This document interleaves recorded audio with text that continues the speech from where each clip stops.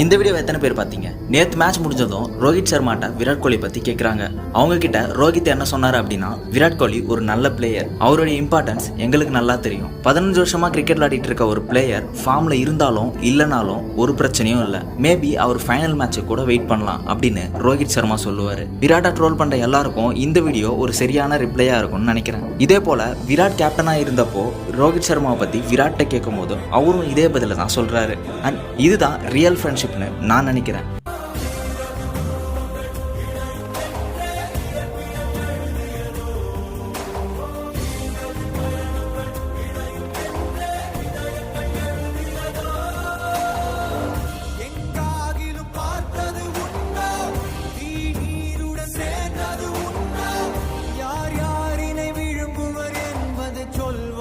உங்களுக்கும் ரோஹித் ராட்டை பிடிக்கும் அப்படின்னா கமெண்ட்ல ப்ளூ ஹார்ட்டும் அண்ட் நெக்ஸ்ட் யாரை பற்றி வீடியோ போடலான்னு கமெண்ட்ல